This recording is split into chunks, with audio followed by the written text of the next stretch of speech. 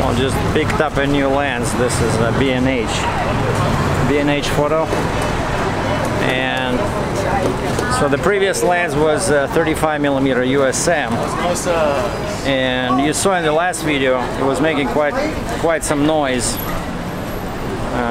And this is West 34th and 9th Avenue. No. Oops, sorry.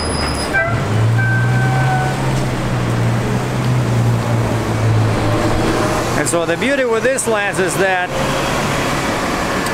I got a 24-105, like a cheaper one, but it's 24-105 IS, and it's STM.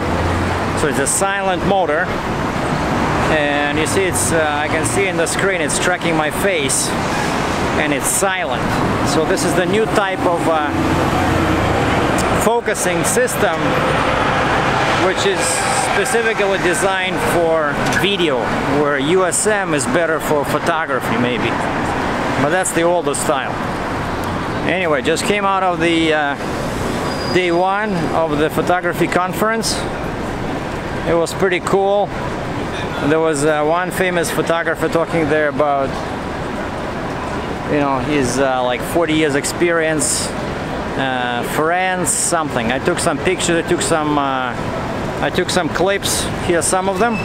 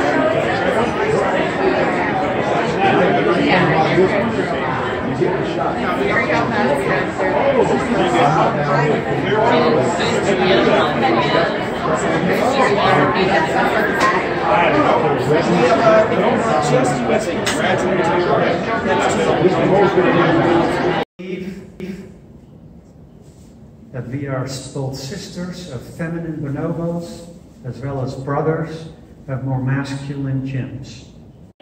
You know, and to get these kind of shots, you got to be on it. You have to be on it, because it's the desert, not the Kilo Hill, and there it was. And from there on out, I fell in love. Well, this was the gym. Pretty cool, right next door to me. I was this morning working with these dumbbells over here. Pretty good selection. So yeah, I wanted to walk around and maybe do some videos on the street with this new lens, but unfortunately it started raining, so I thought I would retire to my luxury suite and show you guys what's what over here. Like again, I didn't want to use my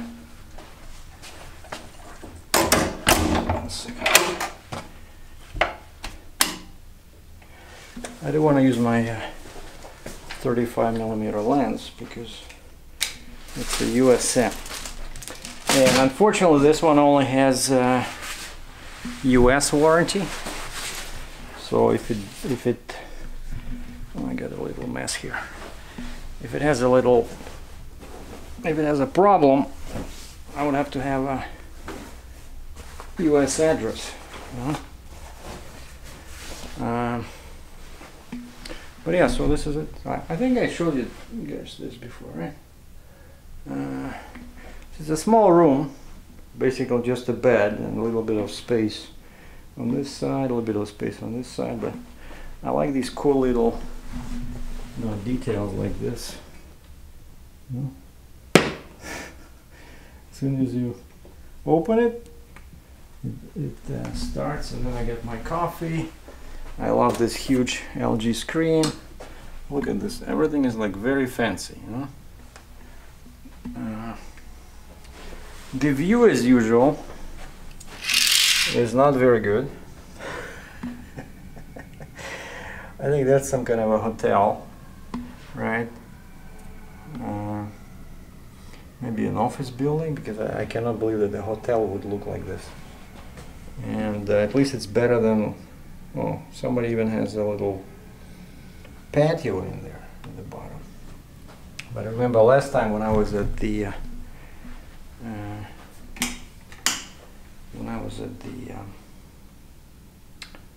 what do you call it? New Yorker, the windows were facing like a big garbage pole. But you know, I wanted to show you this, like all the, you know, very cool taps. I like this, and I like how this, you just click here. Wait, yeah, see? They have all these like lights, very fancy. See? So this, I guess this is like for makeup and stuff, right? And took a shower today, and like, of course, there's no bath, right? But check this out, right? Again, everything is kind of like black, but this thing pours like 10 buckets of water and it goes straight down. And I'm 181 centimeters, like just over 5'11", and I was able to stand somewhere here. So even if you're pretty tall, this thing will, you know, just pour so much water overhead. But of course that one is just like a regular, you know, that's why the two switches, this one switches between the shower heads and this one is your temperature, you know. Just wanted to show that because that's where all this little, no, I didn't break it. And that's the lens. You see, the lens is pretty big, but it's a zoom lens, you know, it can go like this, you know, and it's stabilized, and it has STM. Okay, can we create some light in here? Hold on, why I don't have any? Okay, so, oh, here we go. All right, now the mirror here. Okay, I just wanted to briefly go over what I experienced today. And first of all, it was incredible to meet all this cool, dedicated photographers. Just one second, sorry. Let me just set up my studio over here. But you see what's good about this one is that this lens, the lower end is 24, and now I can see. You see how it's tracking my face. You know, it lost track, and now it's backtracking.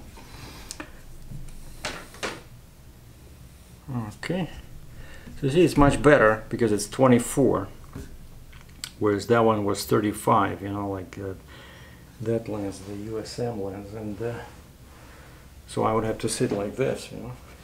And again, quite often, mostly, I know this lens is pretty weak, photographically speaking, but I just remember that I was very happy with that favorite Casey Neistat lens, which is the super cheap Canon 10 to 22. It's like $250 lens with you know, variable aperture, same as this one, because this one is 24-105 IS. I'm just reading off the lens, 3.5, 5.6. So it's like if you look at that, that's a pretty weak lens, you know. But I watched a couple of videos on YouTube about this, and people were saying that it's a great lens for video, because for video you don't need a lot of, you know, resolution. And so now I have this one, 24-105, which is going to be my, what they call a run and gun video lens, like when I'm doing like trucking videos, you know, because I often, when I had 16-35, I often miss that extra, you know, reach. Like, let's say I'm sitting in a truck, right, and I see some cool truck, you know, way ahead, and I want to do quality. I don't want to use a camcorder, which can have up to like 600 times zoom, right? But I want to use a full frame camera because it gives you a better picture. But 16-35, it was not enough, right? So now I have 24 to 105, so it's like many lenses in one. So I can do 24, 28, 35, 50, you know, 70, 85, and of course I have my big lens. I have 72 200, which I got mostly for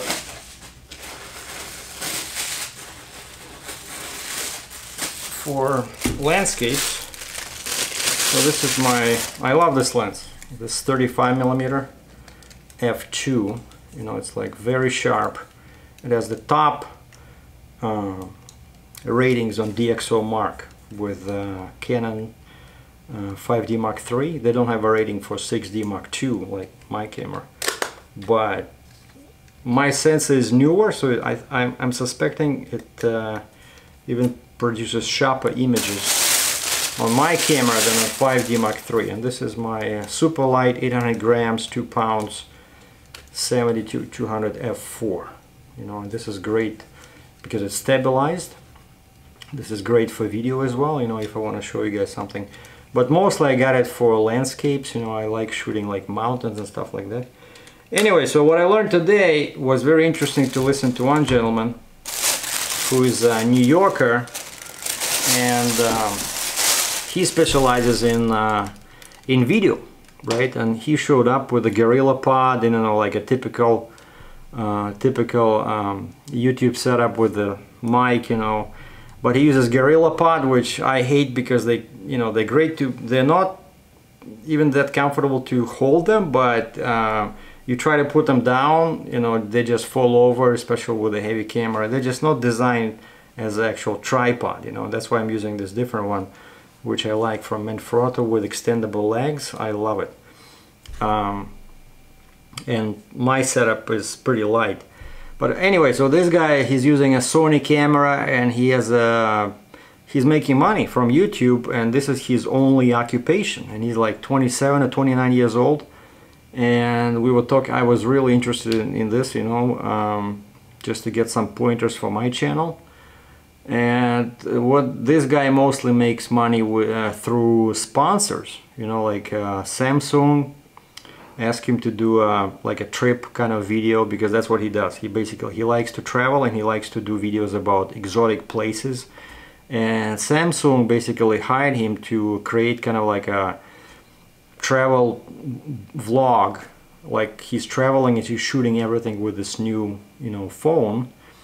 And he didn't use a camera, everything was shot on that phone, and then he created a video, posted on his, you know, YouTube, kind of like a sponsored type of video. Then he was talking about how else he makes money, and there were lots of older people in the audience that were saying, "Oh, geez, it's only for people under 30." And I wanted to stand up and say something, but you know, I was there as a spectator, and but this guy makes money so through advertising, of course, like AdSense, right, through Google, YouTube, and then sponsors. People hire him to do, you know, basically promotional work, and then licensing, something new that I never got lucky to do, basically, where people buy, no, actually I did it once, when somebody buys your video to use in a commercial or some kind of a website, right? So they kind of license, they pay you a fee to license your video for temporary use. And he, with that Bali thing, where he went to Bali to do a Samsung kind of like commercial, right? He had lots of 4K footage, and he said he was approached by the Ministry of Travel or whatever, and they wanted to use his video for promotional purposes. He didn't say how much they paid him, and but he says that's where the big bucks are, you know, licensing. So it was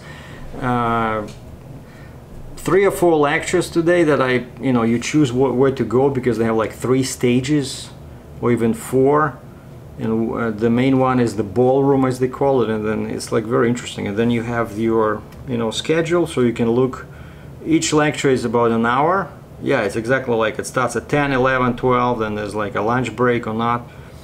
And so I listened to a couple of kind of like genuine photographers, and then I was lucky to meet this guy Now I have his YouTube channel, his Instagram. Oh, and I asked him, I said, what are you doing with Instagram? You know, like, how do you connect, since you're a video maker, you're a content creator on YouTube, do you use Instagram to promote your videos? And he says, actually, no, it's the other way around. And I'm like, how is that? And he says,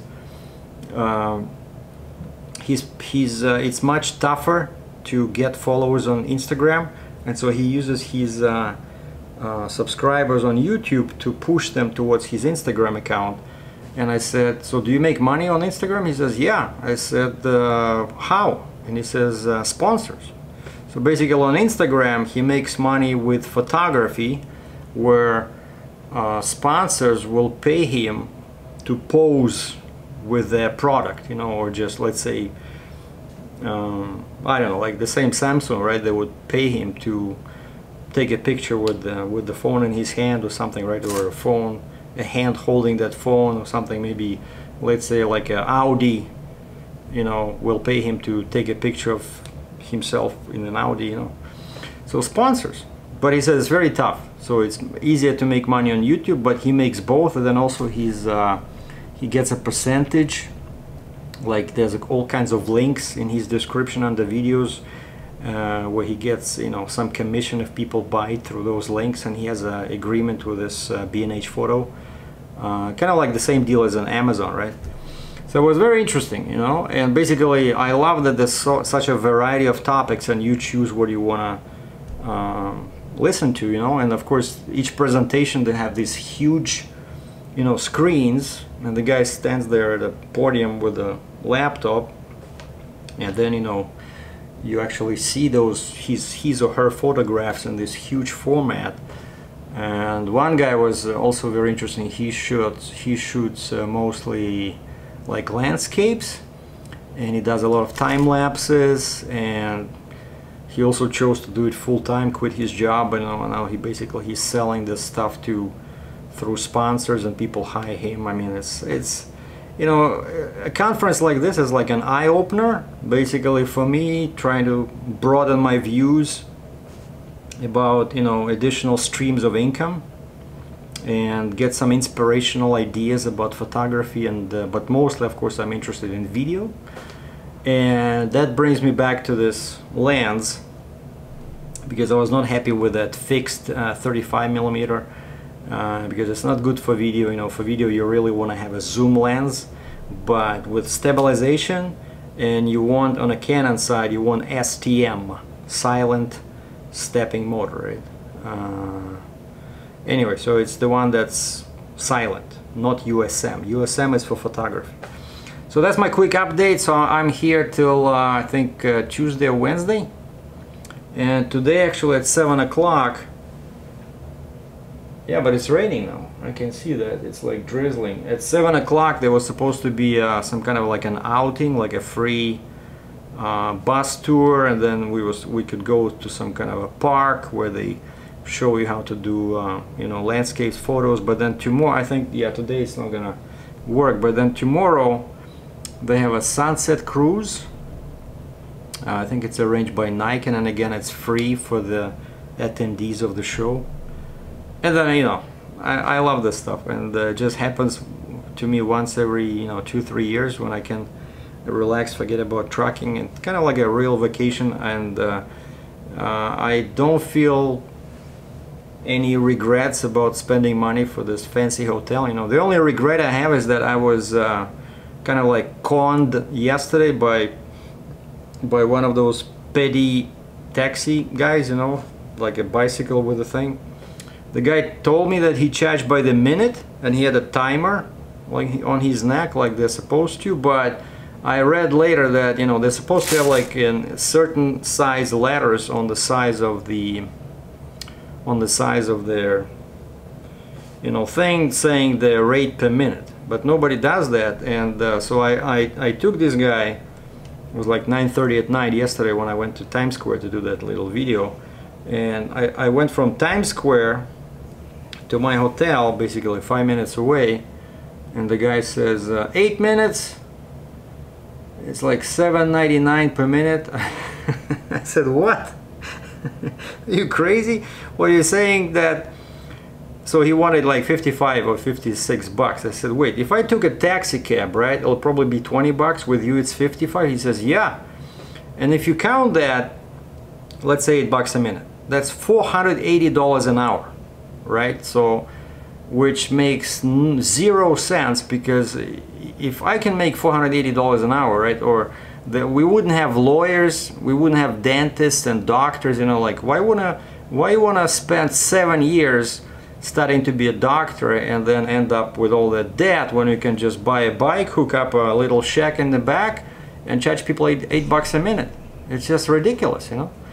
But I took a picture of his license. I said I'll look into this, but I did a check online, and it looks like that rate was actually, you know, actually decent, because people online were complaining of being like charged $400, $600, you know.